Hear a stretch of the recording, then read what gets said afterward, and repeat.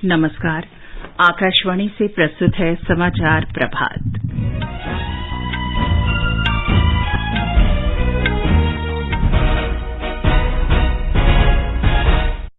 प्रधानमंत्री नरेंद्र मोदी ने बच्चों को तकनीक के अत्यधिक बोझ से बचाने के लिए स्कूलों में हाइब्रिड सिस्टम अपनाने का आह्वान किया। केंद्र ने उच्चतम न्यायालय से राजद्रोह कानून के खिलाफ दायर की गई याचिकाएं रद्द करने का अनुरोध किया। कहा, 3 न्यायाधीशों की पीठ इसकी वैधता का आकलन नहीं कर सकती। राष्ट्रपति रामनाथ कोविंद आज सवेरे भारतीय प्रबंधन संस्थान नागपुर के विस्तारित परिसर का उद्घाटन करेंगे। पंजाब और हरियाणा उच्च न्यायालय ने भारतीय जनता पार्टी के नेता तेजिंदर पाल सिंह बग्गा की 10 मई तक गिरफ्तारी पर रोक लगाई। जम्मू और कश्मीर राज्य अन्वेषण एजेंसी ने आतंकवादियों द्वारा सिम कार्ड के दुरुपयोग के मामले में 19 से अधिक स्थानों पर छापे मारे। मौसम विभाग ने कहा, बंगाल की खाड़ी से उठने वाला चक्रवाती तूफान के ओडिशा और आंध्र प्रदेश के तटवर्ती इलाकों से टकराने की आशंका नहीं। उत्तराखंड में विशेष पूजा अर्चना के साथ बद्रीनाथ धाम के कपाट खुले। नेपाल के कामी रीता शेरपा ने 26 बार माउंट एवरेस्ट पर चढ़कर विश्व कीर्तिमान बनाया। थॉमस और उबर कप बैडमिंटन प्रतियोगिताएं आज से बैंकॉक में पीवी सिंधु, लक्ष्य सेन और किदाम्बी श्रीकांत भारतीय चुनौती पेश करेंगे। और आईपीएल क्रिकेट में लखनऊ सुपर जायंट्स ने कोलकाता नाइट राइडर्स को 75 रन से हराया। समाचार प्रभात में मनोज के साथ मैं चंद्रिका जोशी। प्रधानमंत्री नरेंद्र मोदी ने हाइब्रिड शिक्षा प्रणाली के महत्व का उल्लेख किया है। उन्होंने स्कूली बच्चों को प्रौद्योगिकी के अत्यधिक बोझ से बचाने के लिए नियमित कक्षा तथा ऑनलाइन कक्षा में संतुलन बनाए रखने की आवश्यकता पर बल दिया। नई दिल्ली में कल श्री मोदी ने नई राष्ट्रीय शिक्षा नीति के कार्यान्वयन की समीक्षा की। बैठक में उन्हें राष्ट्रीय पाठ्यक्रम स्वरूप तैयार करने की प्रगति से अवगत कराया गया। इस अवसर पर सुझाव दिया गया कि आंगनवाड़ी केंद्रों के डेटाबेस को स्कूलों के डेटाबेस से एकीकृत किया जाना चाहिए।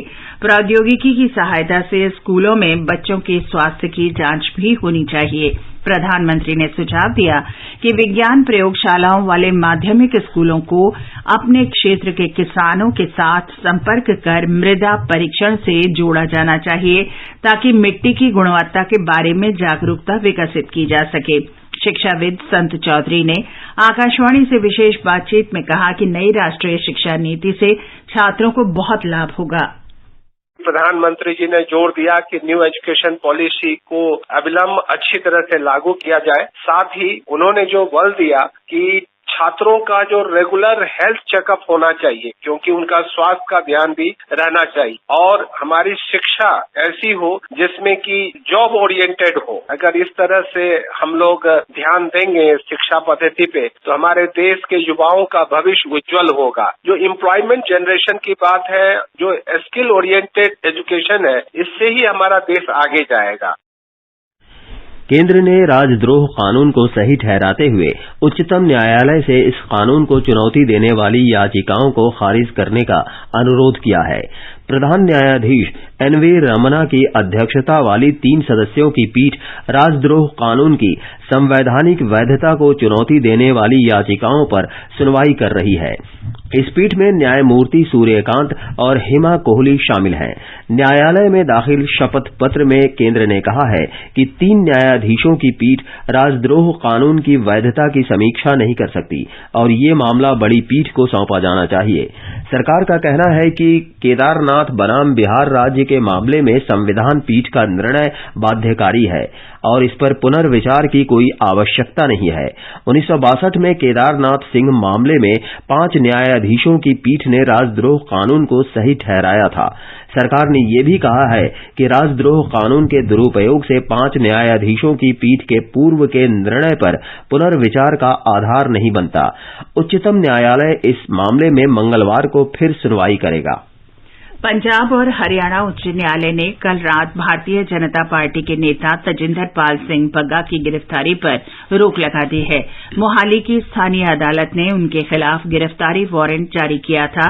कल देर रात तात्कालिक सुनवाई के दौरान न्यायमूर्ति अनूप चिटकारा ने इस महीने की 10 तारीख को अगली सुनवाई तक भाजपा नेता की गिरफ्तारी पर रोक लगा दी। इससे पहले कल मोहाली के न्यायिक मजिस्ट्रेट ने पंजाब पुलिस के साइबर अपराध सेल को श्री बग्गा को गिरफ्तार करने और अदालत के सामने पेश करने का आदेश दिया था। अदालत ने अगली सुनवाई के लिए 23 मई की तारीख निर्धारित की थी, परंतु उच्च न्यायालय ने कहा कि 10 मई तक भाजपा नेता के खिलाफ कोई जोर जबरदस्ती की कार्रवाई नहीं होनी चाहिए। श्री बग्गा को पंजाब पुलिस ने भड़काऊ बयान देने और डराने धमकाने के आपराधिक मामले में गिरफ्तार किया था, लेकिन हरियाणा पुलिस ने बीच रास्ते में कुरुक्षेत्र में पंजाब पुलिस टीम को उन्हें ले जाने से रोक दिया था। बाद में दिल्ली पुलिस उन्हें वापस दिल्ली ले आई थी। राष्ट्रपति रामनाथ कोविंद आज भारतीय प्रबंधन संस्थान IIM नागपुर के विस्तारित परिसर का उद्घाटन करेंगे। इस अवसर पर महाराष्ट्र के राज्यपाल भगत सिंह कोश्यारी, केंद्रीय मंत्री नितिन गडकरी और धर्मेंद्र प्रधान भी उपस्थित रहेंगे। वर्तमान में IIM नागपुर अपने ऑन कैंपस स्नातकोत्तर कार्यक्रमों और विभिन्न ऑनलाइन प्रमाण पत्र कार्यक्रमों के साथ 668 छात्रों को प्रबंधन शिक्षा प्रदान कर रहा है। कैंपस में 20 हाईटेक क्लासरूम और 24 ट्रेनिंग सेंटर के साथ साथ 400 लोगों की बैठने की क्षमता वाला एक कन्वेंशन सेंटर भी शामिल है। नागपुर 0 माइल का शहर होने के कारण व्यवसाय और प्रबंधन पाठ्यक्रमों का भी केंद्र है। इसका फायदा उठाते हुए IIM नागपुर ने England, America, Canada, Japan, Denmark और फ्रांस में विश्व स्तरीय विश्वविद्यालयों के साथ साझेदारी बढ़ा दी है। इस संस्था ने दूरस्थ शिक्षा प्रणाली में भी क्रांति लाई है। संस्थान ने कामकाजी पेशेवरों के लिए अंशकालिक MBA कार्यक्रम के माध्यम से ऑनलाइन शिक्षा प्रदान करने का एक अनुकरणीय कार्य किया है। धनंजय वानखेड़े, आकाशवाणी समाचार, नागपुर। जम्मू कश्मीर की राज्य अन्वेषण एजेंसी SIA ने आतंकवादियों द्वारा सिम कार्ड के दुरुपयोग और विक्रेताओं द्वारा सिम की फर्जी बिक्री पर रोक लगाने के लिए कश्मीर घाटी में 19 ठिकानों पर तलाशी ली है। हाल के समय में राज्य में आतंकवादियों, उनके सहयोगियों, मादक पदार्थों के तस्करों और अन्य अपराधियों द्वारा सिम के दुरुपयोग के मामले बढ़े हैं। इस मामले में SIA ने 11 प्राथमिकी दर्ज की हैं। जिन ठिकानों पर छापेमारी की गई है उनमें से अधिकतर ऐसे बिक्री केंद्र हैं जहां नियमों का उल्लंघन कर फर्जी तरीके से सिम कार्ड बेचे जाते थे। 3 मामलों में शुरुआती संकेतों से पता चला है कि सिम कार्डों की खरीद आतंकवादियों की मदद के लिए की गई। प्रवर्तन निदेशालय ने शाओमी इंडिया के अधिकारियों के इन आरोपों को निराधार बताया है कि उनके बयान जोर जबरदस्ती से रिकॉर्ड किए गए हैं। निदेशालय ने कहा है कि शाओमी इंडिया के अधिकारियों ने अनुकूल वातावरण में स्वेच्छा से अपने बयान दर्ज कराए। जांच के दौरान अधिकारियों ने कंपनी द्वारा उपलब्ध कराए गए दस्तावेज और जानकारी के अनुसार बयान दिए। प्रवर्तन निदेशालय ने कहा है कि वो एक व्यावसायिक एजेंसी है और उसने कंपनी के अधिकारियों के साथ किसी प्रकार की जोर जबरदस्ती या धमकाने जैसी कोई बात नहीं की है। इससे पहले शाओमी इंडिया ने कर्नाटक उच्च न्यायालय में आरोप लगाया था कि पूछताछ के दौरान उसके वरिष्ठ अधिकारियों को शारीरिक हिंसा और जोर जबरदस्ती का सामना करना पड़ा। ये मामला शाओमी इंडिया की 55 अरब 51 करोड़ रुपए की धनराशि जब्त करने संबंधी प्रवर्तन निदेशालय के आदेश से संबंधित है। कोविड टीकाकरण अभियान के अंतर्गत देश में अब तक 190 करोड़ 18 लाख से अधिक टीके लगाए जा चुके हैं। स्वास्थ्य और परिवार कल्याण मंत्रालय के अनुसार अब तक 12 से 14 वर्ष आयु वर्ग के किशोरों को 4 करोड़ से अधिक वैक्सीन डोज दी जा चुकी हैं। एहतियाती डोज 2 करोड़ 95 लाख से अधिक लोगों को दी गई हैं। विश्व स्वास्थ्य संगठन ने अपने आकलन में कहा है कि पाकिस्तान में कोविड से हुई मृत्यु सरकार द्वारा बताए गए आंकड़े से 8 गुना अधिक है। संगठन की हाल की रिपोर्ट के अनुसार कोरोना महामारी से दुनिया भर में लगभग 1 करोड़ 49 लाख से अधिक लोगों की जान गई। WHO के अनुमान के अनुसार संक्रमण से दुनिया भर में जान गंवाने वालों की संख्या आधिकारिक आंकड़ों से लगभग तिगुनी है। उसने पाकिस्तान में कोविड से मरने वालों की आधिकारिक संख्या पर सवाल उठाते हुए कहा है कि वहां मृतकों का आंकड़ा 8 गुना अधिक है। ये समाचार आकाशवाणी से प्रसारित किए जा रहे हैं। समाचार प्रभात में आपका फिर स्वागत है। आगे बढ़ने से पहले मुख्य समाचारों पर एक नजर। प्रधानमंत्री नरेंद्र मोदी ने बच्चों को तकनीक के अत्यधिक बोझ से बचाने के लिए स्कूलों में हाइब्रिड सिस्टम अपनाने का आह्वान किया। केंद्र ने उच्चतम न्यायालय से राजद्रोह कानून के खिलाफ दायर की गई याचिकाएं रद्द करने का अनुरोध किया। कहा, 3 न्यायाधीशों की पीठ इसकी वैधता का आकलन नहीं कर सकती। राष्ट्रपति रामनाथ कोविंद आज सवेरे भारतीय प्रबंधन संस्थान नागपुर के विस्तारित परिसर का उद्घाटन करेंगे। पंजाब और हरियाणा उच्च न्यायालय ने भारतीय जनता पार्टी के नेता तेजिंदर पाल सिंह बग्गा की 10 मई तक गिरफ्तारी पर रोक लगाई। जम्मू और कश्मीर राज्य अन्वेषण एजेंसी ने आतंकवादियों द्वारा सिम कार्ड के दुरुपयोग के मामले में 19 से अधिक स्थानों पर छापे मारे। मौसम विभाग ने कहा, बंगाल की खाड़ी से उठने वाला चक्रवाती तूफान के ओडिशा और आंध्र प्रदेश के तटवर्ती इलाकों से टकराने की आशंका नहीं है। उत्तराखंड में विशेष पूजा अर्चना के साथ बद्रीनाथ धाम के कपाट खुले। नेपाल के कामी रीता शेरपा ने 26 बार माउंट एवरेस्ट चढ़कर विश्व कीर्तिमान बनाया। थॉमस और उबर कप बैडमिंटन प्रतियोगिता आज से बैंकॉक में। पीवी सिंधु, लक्ष्य सेन और किदाम्बी श्रीकांत भारतीय चुनौती पेश करेंगे। और आईपीएल क्रिकेट में लखनऊ सुपर जायंट्स ने कोलकाता नाइट राइडर्स को 75 रन से हराया। समाचार प्रभात में आपका फिर स्वागत है। प्रसिद्ध बद्रीनाथ धाम के कपाट आज सुबह वैदिक मंत्रोच्चार के बीच श्रद्धालुओं के लिए खोल दिए गए हैं। इस अवसर पर सेना के बैंड ने पारंपरिक धुन बजाई।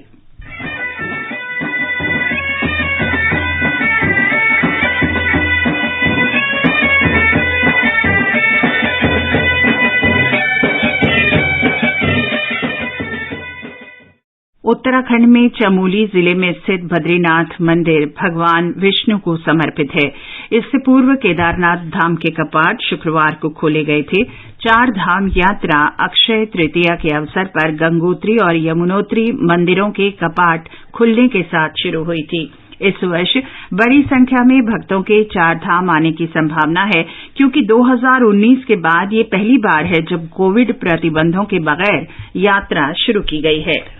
सरकार ने कहा है कि स्नातकोत्तर पाठ्यक्रमों के लिए राष्ट्रीय पात्रता सह प्रवेश परीक्षा नीट पीजी को स्थगित नहीं किया गया है और ये परीक्षा निर्धारित कार्यक्रम के अनुसार 21 मई को ही होगी। पत्र सूचना कार्यालय पीआईबी ने राष्ट्रीय परीक्षा बोर्ड के नाम पर जारी उस नोटिस को फर्जी बताया है जिसमें नीट पीजी की परीक्षा स्थगित होने का दावा किया गया है। आकाशवाणी समाचार ने प्रतियोगी परीक्षाओं के लिए साप्ताहिक संवाद कार्यक्रम अभ्यास शुरू किया है। इसका उद्देश्य प्रतियोगी परीक्षाओं की तैयारी कर रहे विद्यार्थियों और रोजगार तलाश रहे अभ्यर्थियों की मदद करना है। हिंदी में ये कार्यक्रम प्रत्येक शनिवार को रात 9:30 बजे से 10 बजे तक प्रसारित किया जाता है। अभ्यास की 6ठी कड़ी आज प्रसारित की जाएगी। इस कड़ी के लिए विषय है लोक प्रशासन। भारतीय लोक प्रशासन संस्थान के प्रोफेसर सुरेश मिश्रा प्रश्नों के उत्तर देंगे। अभ्यास की आज की कड़ी का प्रसारण रात 9:30 बजे 100.1 मीटर FM गोल्ड चैनल पर होगा। अभ्यास का अगला संस्करण 14 मई को होगा और इसके लिए इतिहास विषय का चयन किया गया है। विद्यार्थी अपने प्रश्न व्हाट्सएप नंबर 9289094044 या abhyas.air@gmail.com पर भेज सकते हैं। प्रश्न भेजने की अंतिम तिथि 11 मई है। क्या आप कॉम्पिटिटिव एग्जाम की तैयारी कर रहे हैं? ऑल इंडिया रेडियो के प्रोग्राम अभ्यास में हमारे विशेषज्ञ आपके सवालों का देंगे जवाब। शनिवार रात 9:30 बजे FM गोल्ड पर। इस बार का विषय है इंडियन हिस्ट्री और हमारे एक्सपर्ट हैं डॉक्टर मलय नीरव। प्रश्न भेजने की अंतिम तारीख है 11 मई। आप इससे जुड़े सवाल व्हाट्सएप करें 9289094044 पर या सवाल ईमेल भी कर सकते हैं abhyas.airnews@gmail.com पर। आपका अभ्यास हमारा प्रयास। नेपाल के दिग्गज पर्वतारोही कामी रीता शेरपा ने 26 बार माउंट एवरेस्ट पर चढ़कर विश्व कीर्तिमान स्थापित किया है। कामी रीता के नेतृत्व में कल 11 सदस्यों का दल माउंट एवरेस्ट की चोटी पर पहुंचा। और इसके साथ ही कामी रीता ने अपना ही 25 बार का पिछला रिकॉर्ड तोड़ दिया। एवरेस्ट की चोटी पर पहुंचने के लिए कई पर्वतारोही मौसम साफ होने की प्रतीक्षा कर रहे हैं। कामी रीता और उनके दल ने रस्सियां जोड़कर एवरेस्ट अभियान में शामिल होने वाले अन्य पर्वतारोहियों के लिए चढ़ाई का कार्य सुगम कर दिया है। नेपाल के सोलुखुम्बु जिले में वर्ष 1970 में जन्मे श्री कामी ने मई 1994 में पहली बार एवरेस्ट पर विजय हासिल की थी। नेपाल पर्यटन विभाग के अनुसार इस मौसम में एवरेस्ट पर चढ़ने के लिए 316 पर्वतारोहियों ने आवेदन किया था। यदि आप खाद्य व्यवसायी हैं तो आपके पास FSSAI का लाइसेंस होना चाहिए या आप इसके साथ पंजीकृत होने चाहिए। लाइसेंस और पंजीकरण के लिए फॉस्कॉस पोर्टल foscos.gov.in विजिट करें या FSSAI हेल्पलाइन नंबर 1800-112100 पर कॉल करें। आजादी का अमृत महोत्सव के अंतर्गत आइए अब सुनते हैं आकाशवाणी की विशेष प्रस्तुति आजादी का सफर। आजादी का अमृत महोत्सव।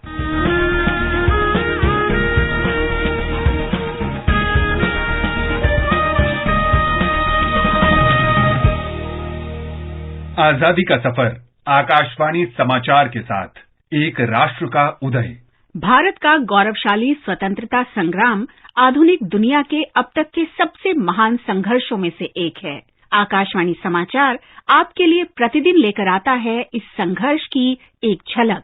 वतन पे जो फिदा होगा अमर वो नौजवान होगा, रहेगी जब तलक दुनिया ये अफसाना बयां होगा। आज हम अवध बिहारी को याद करते हैं। उन्होंने पंजाब और उत्तर प्रदेश में क्रांतिकारी गतिविधियों में भाग लिया। अवध बिहारी रास बिहारी बोस के संपर्क में आए और 23 दिसंबर 1912 को वायसराय हार्डिंग पर बम फेंकने की साजिश में शामिल हुए। उन्होंने 17 मई 1913 को लाहौर के लॉरेंस गार्डन में बम विस्फोट में भी प्रमुख भूमिका निभाई। इसके अलावा वो जनता के बीच राष्ट्रवादी भावनाओं को जगाने के लिए लिबर्टी नाम के पर्चों को लिखने और प्रकाशित करने में भी सक्रिय रूप से शामिल थे। उन्हें फरवरी 1914 में गिरफ्तार कर लिया गया। अवध बिहारी पर वायसराय हार्डिंग की हत्या की साजिश रचने और लाहौर के लॉरेंस गार्डन में बम विस्फोट करने का आरोप लगाया गया था। 8 मई 1915 को उन्हें दिल्ली सेंट्रल जेल में फांसी पर लटका दिया गया। आकाशवाणी समाचार देश के वीर सपूत अवध बिहारी को नमन करता है।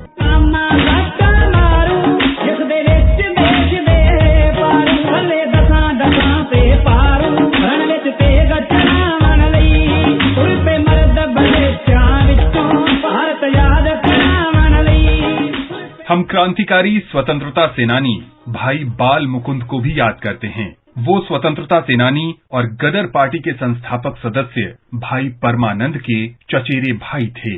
भाई बाल मुकुंद का जन्म 1889 में झेलम जिले में हुआ था, जो अब पाकिस्तान में है। वे सिखों के इतिहास में जाने माने शहीद भाई मतीदास के परिवार से थे, इसीलिए उनके नाम के साथ भाई शब्द जुड़ गया। भाई बाल मुकुंद की राष्ट्रीय आंदोलन में रुचि तब पैदा हुई जब वो छात्र थे। स्नातक की पढ़ाई के बाद उन्होंने अध्यापन किया, लेकिन अपनी राष्ट्रवादी भावनाओं की वजह से वे स्वाधीनता संग्राम से जुड़ गए। 23 दिसंबर 1912 को जब लॉर्ड हार्डिंग दिल्ली में एक मार्च में चांदनी चौक से गुजर रहे थे तो उन पर बम फेंका गया। वायसराय को केवल मामूली चोटें आईं, लेकिन उनके परिचारक की मौत हो गई। 5 महीने बाद 17 मई 1913 को लाहौर के लॉरेंस गार्डन में कुछ यूरोपीय लोगों पर भी एक और बम फेंका गया। जांच के बाद भाई बाल मुकुंद को जोधपुर से गिरफ्तार किया गया। उस समय वे जोधपुर महाराजा के पुत्रों के शिक्षक के रूप में कार्यरत थे। बम विस्फोटों की जांच के बाद दिल्ली में उन पर मुकदमा चलाया गया और भाई बाल मुकुंद को मौत की सजा सुनाई गई। उन्हें 8 मई 1915 को अंबाला सेंट्रल जेल में फांसी दे दी गई। देश के महान सपूत भाई बाल मुकुंद को हमारा शत शत नमन। हम आज स्वाधीनता सेनानी और लेखक रमेश चंद्र झा को भी स्मरण कर रहे हैं। उनका जन्म 8 मई 1928 को बिहार के मोतिहारी में हुआ था। उन्होंने कविताएं, गजलें, कहानियां और उपन्यास लिखे।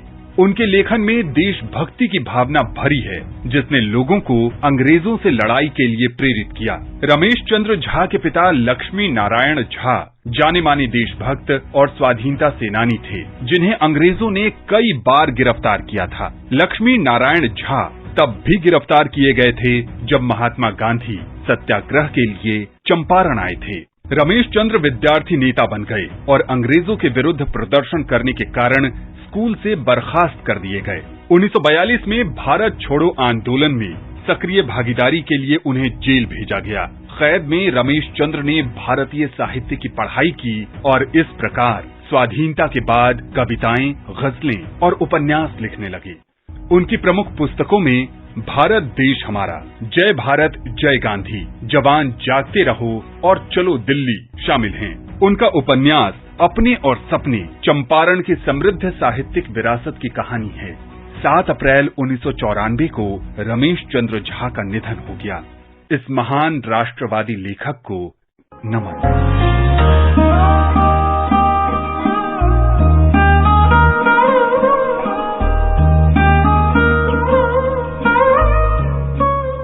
8 मई 1933 को महात्मा गांधी ने अस्पृश्यता उन्मूलन के लिए 21 दिन का उपवास शुरू किया था। उन्होंने इसे राजनीतिक विरोध की बजाय आत्मशुद्धि के आध्यात्मिक कृत्य के रूप में वर्णित किया। गांधी जी डॉक्टरों की स्वास्थ्य चेतावनी के बावजूद पूरे 21 दिनों तक बिना भोजन के रहे। अनशन अस्पृश्यता की सामाजिक बुराई को मिटाने और इस प्रकार भारत के लोगों को अंग्रेजों के खिलाफ लड़ने के उद्देश्य से एकजुट करने के लिए जागरूकता फैलाने वाला एक आंदोलन साबित हुआ। इसके साथ ही आजादी का सफर आकाशवाणी समाचार की संग श्रृंखला का ये अंक समाप्त होता है। मिलते हैं कल अगली कड़ी में।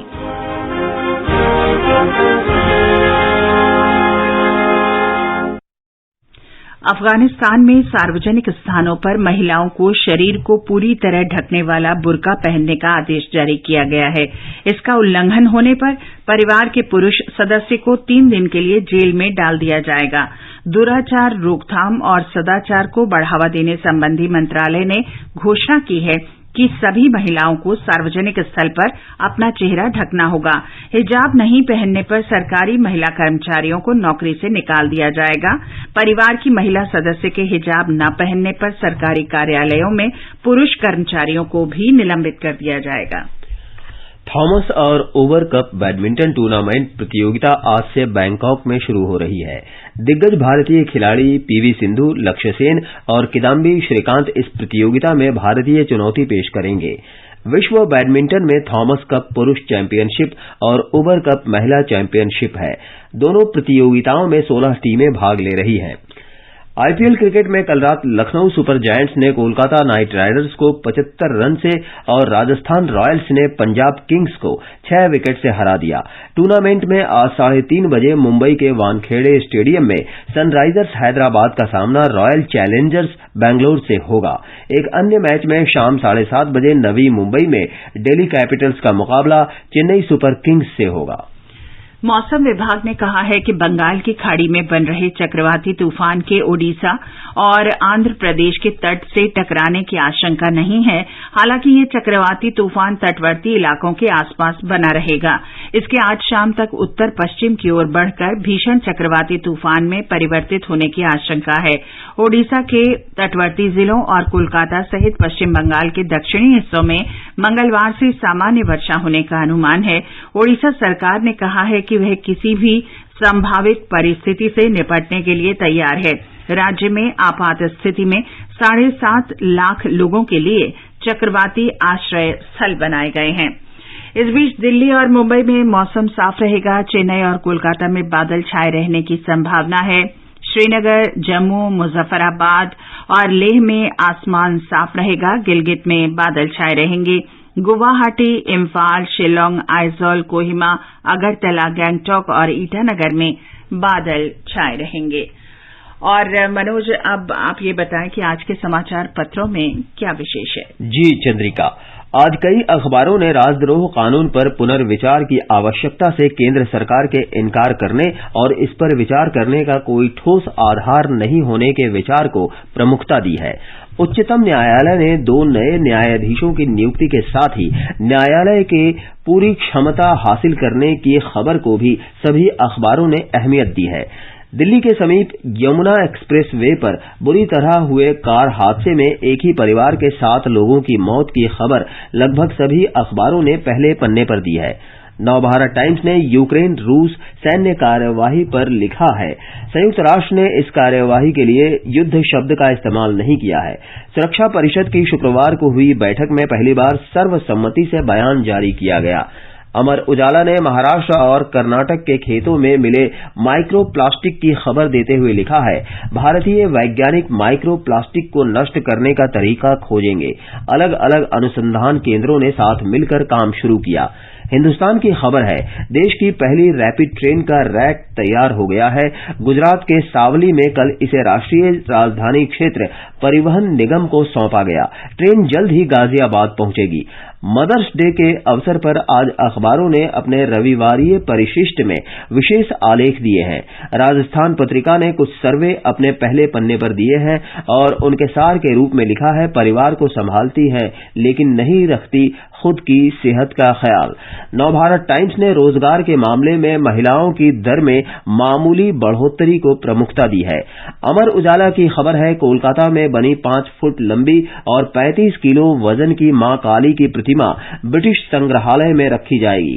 संग्रहालय की वेबसाइट के अनुसार इसके माध्यम से प्राचीन समय से महिला सशक्तिकरण को समझाने का प्रयास किया जाएगा। पत्र ने खबर का शीर्षक दिया है, भारतीय गौरव। लोक सत्य ने लिखा है, बद्रीनाथ के आज खुलने वाले कपाट से पहले देश विदेश से 7,000 श्रद्धालु यहां पहुंच चुके हैं। 15 क्विंटल फूलों से मंदिर की भव्य सजावट की गई है। बिहार में सहरसा दरभंगा रेलखंड पर सुपौल निर्मली से होते हुए रेल यातायात 88 वर्ष बाद फिर बहाल हो गया है। वर्ष 1934 में भूकंप के कारण इस रेलखंड पर यातायात रोक दिया गया था। इस समाचार को कुछ अखबारों ने प्रमुखता दी है। और अंत में मुख्य समाचार एक बार फिर। प्रधानमंत्री नरेंद्र मोदी ने बच्चों को तकनीक के अत्यधिक बोझ से बचाने के लिए स्कूलों में हाइब्रिड सिस्टम अपनाने का आह्वान किया। केंद्र ने उच्चतम न्यायालय से राजद्रोह कानून के खिलाफ दायर की गई याचिकाएं रद्द करने का अनुरोध किया। कहा, 3 न्यायाधीशों की पीठ इसकी वैधता का आकलन नहीं कर सकती। राष्ट्रपति रामनाथ कोविंद आज सवेरे भारतीय प्रबंधन संस्थान नागपुर के विस्तारित परिसर का उद्घाटन करेंगे। पंजाब और हरियाणा उच्च न्यायालय ने भारतीय जनता पार्टी के नेता तेजिंदर पाल सिंह बग्गा की 10 मई तक गिरफ्तारी पर रोक लगाई। जम्मू कश्मीर राज्य अन्वेषण एजेंसी ने आतंकवादियों द्वारा सिम कार्ड के दुरुपयोग के मामले में 19 से अधिक स्थानों पर छापे मारे। मौसम विभाग ने कहा, बंगाल की खाड़ी से उठने वाले चक्रवाती तूफान के ओडिशा और आंध्र प्रदेश के तटवर्ती इलाकों से टकराने की आशंका नहीं है। उत्तराखंड में विशेष पूजा अर्चना के साथ बद्रीनाथ धाम के कपाट खुले। नेपाल के कामी रीता शेरपा ने 26 बार माउंट एवरेस्ट चढ़कर विश्व कीर्तिमान बनाया। थॉमस और उबर कप बैडमिंटन प्रतियोगिता आज से बैंकॉक में।